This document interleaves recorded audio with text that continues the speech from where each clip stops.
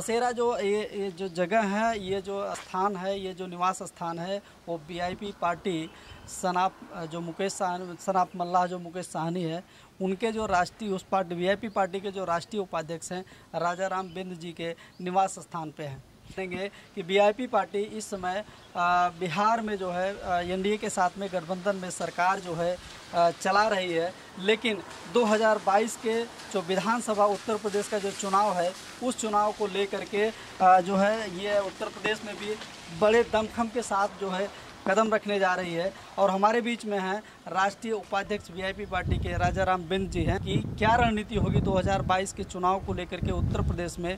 सामाजिक जो आरक्षण के मुद्दे हैं वो बहुत सारे जो इन्होंने जो है बिहार सरकार में इन्होंने उठाया है, लेकिन सफलता नहीं मिली है। बीजेपी ने शायद उनको दरकिनारा आरक्षण के मुद्दों को दरकिनारा किया है, कोई निर्णय नहीं दिया है। लेकिन उत्तर प्रदेश में 2022 के विधानसभा के जो चुनाव में अभी ये जो है क्या रोल होगा, क्या रणनीति होगी, आइए हम जानते हैं।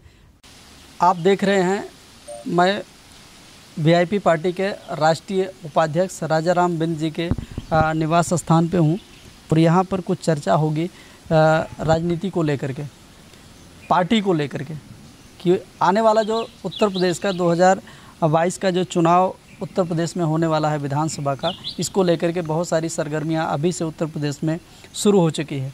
लेकिन इसी बात को लेकर के बिहार में एनडीए के साथ जो मिल करके काम कर रही जो पार्टी है वीआईपी पार्टी, आने वाले समय में 2022 के उत्तर प्रदेश विधानसभा चुनाव में यह भी अपना दमखम आजमाने जा रही है।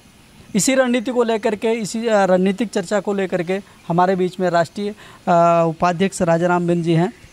सबसे पहले बताइए सर, उत्तर प्रदेश में आपकी पार्टी जो वीआईपी पार्टी है, उस पार्टी की रणनीति क्या होगी? देखिए, सबसे पहले तो मैं इंडिया दस्तक चैनल को धन्यवाद देता हूं। 2022 में जो हमारी पार्टी उत्तर प्रदेश चुनाव लड़ने की तैयारी कर रही है, 2 जुलाई को हमारे माननीय राष्ट्रीय अध्यक्ष मंत्री कैबिनेट मंत्री मुकेश साहनी जी 2 जुलाई को पधारे हैं उत्तर प्रदेश में। और हमारी सब तैयारियां हैं कि हमारे जितने नौजवान साथी हैं, समाज के लोग हैं, काफ़ी ज़ोर शोर से उनका स्वागत किया जाएगा। और हम अपने बैनर, झंडा, डंडा के साथ में जोर से 2022 की तैयारी कर रहे हैं और 2022 में हम लोग लड़ेंगे चुनाव। जैसा कि आप बोल रहे हैं कि 2022 में चुनाव लड़े थे, इसके पहले मुकेश साहनी जी का हमारे चैनल पे ही एक इंटरव्यू हुआ था, तो उन्होंने हमारे चैनल पर उन्होंने एक बयान दिया था कि हम जहाँ जाते हैं वहाँ झंडा गाड़ के ज़रूर आते हैं। तो क्या आप जो है झंडा उत्तर प्रदेश में आपका गाड़ेंगे? बिल्कुल बिल्कुल, वो जो कहे हैं बिल्कुल सत्य बात है। आज हमारे समाज का, चाहे जितने ओबीसी, एससी, एसटी, जितने भी समाज के लोग हैं, हमारे समाज का खासकर शुभचिंतक हैं और वो जाते हैं वहाँ तुरंत झंडा बैनर गट जाता है, उसमें कोई दिक्कत नहीं है।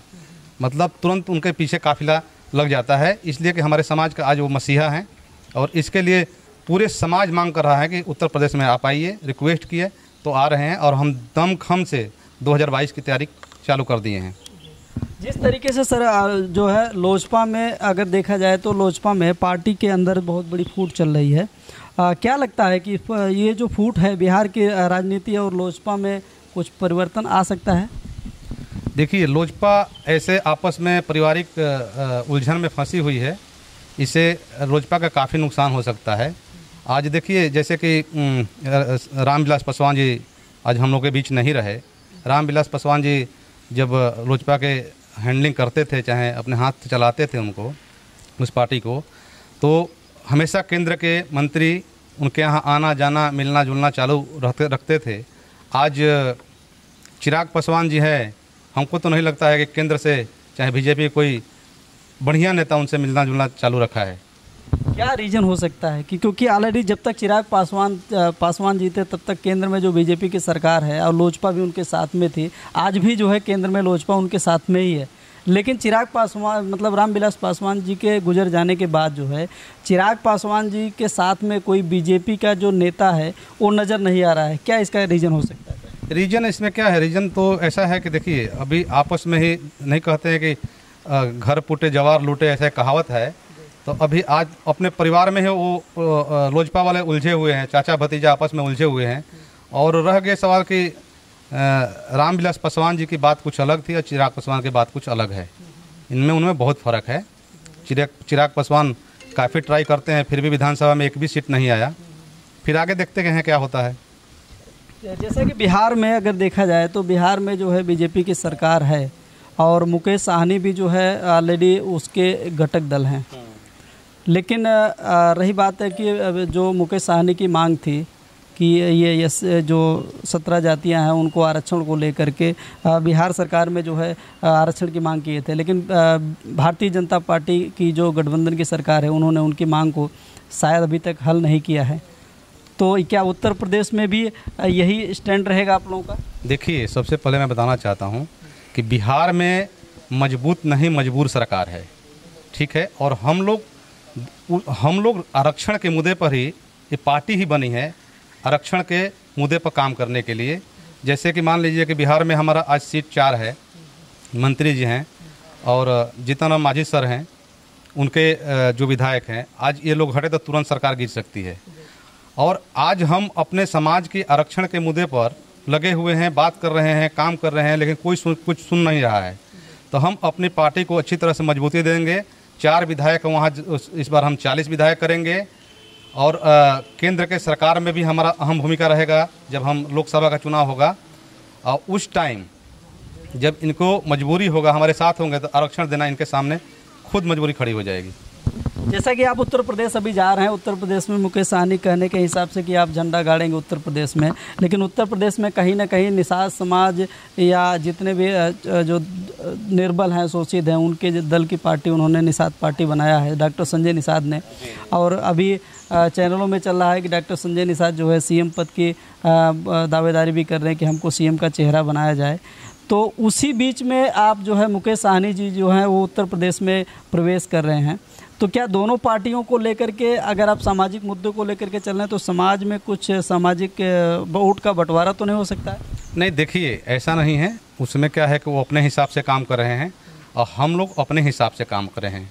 जिसका काम बेटर होगा उसके साथ समाज रहेगा। और दूसरी चीज़ देखे होंगे, बचपन में बच्चे जब कोई चीज़ का जिद करते थे तो रोते थे, तो ये रोने से, अगाने से कोई अपना हक अधिकार नहीं मिलने वाला है। इसके लिए लड़ना पड़ेगा।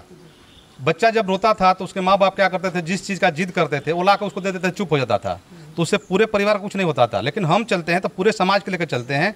हमारा मकसद है कि हम आरक्षण, हमारे समाज काफ़ी दबला कुचला निचला समाज है, इसको आरक्षण मिले, कि इस समाज का भी हक हिस्सा आरक्षण के माध्यम से मिले। यह इस मुद्दे पर हम लोग काम करेंगे और पार्टी ही हम लोग को उसी मुद्दे के लिए बनी हुई है। जैसा बात अगर रोने की बात किया जाए तो डॉक्टर संजय निषाद अभी चैनल पे उन्होंने रोया था कि हमारे समाज को 70 सालों से लोग जो है शोषित किए हैं, दबाए हैं और इनको जो है आरक्षण से नाम पर इनको बैकवर्ड में डाला गया है।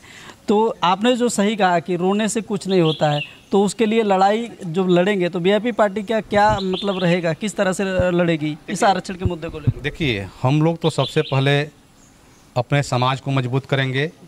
हमारे समाज हमारे साथ होगा। हम विधानसभा में अपना जगह बनाएंगे, लोकसभा में जगह बनाएंगे। जब हमारी जगह खुद बन जाएगी, इनको मजबूरियां होगी हमारे साथ रखने का, तब ये ऑटोमेटिक खुद पर खुद हमारे समाज को आरक्षण देंगे। तो आपने देखा कि इस राजनीतिक चर्चा में राजा राम बिंद जी ने बड़ी से के साथ में उन्होंने अपना जवाब दिया है कि उत्तर प्रदेश में, जैसा कि मुकेश साहनी ने हमारे ही ये चैनल जो है इंडिया दस्तक पर ही उन्होंने एक इंटरव्यू में कहा था कि हम जहां जाते हैं वहां झंडा ज़रूर गाड़ते हैं। तो वही झंडा गाड़ने के लिए उत्तर प्रदेश में तैयारी चल रही है। और आने वाले समय में कुछ ही दिनों में देखेंगे कि उत्तर प्रदेश में एक बहुत बड़े जन सैलाब के साथ में यह जो है पार्टी का जो प्रदेश कार्यालय होगा, स्थापना होगा। उसी की तैयारी में सारे के सारे जो समर्थक वीआईपी पार्टी के जो कार्यकर्ता, जो नवनियुक्त कार्यकर्ता हैं, वो जुटे हुए हैं। और आपने देखा कि राष्ट्रीय उपाध्यक्ष जो है, जिनको बहुत बड़ी एक जवाबदारी मिला है राष्ट्रीय स्तर पर इस पार्टी को मजबूत बनाने के लिए, संगठन को मजबूत बनाने के लिए, तो राजा राम बिंद जी ने बड़ी बेबाकी से उन्होंने हमारे सवालों का जवाब दिया है। आप देखते रहिए इंडिया दस्तक टीवी। नमस्कार।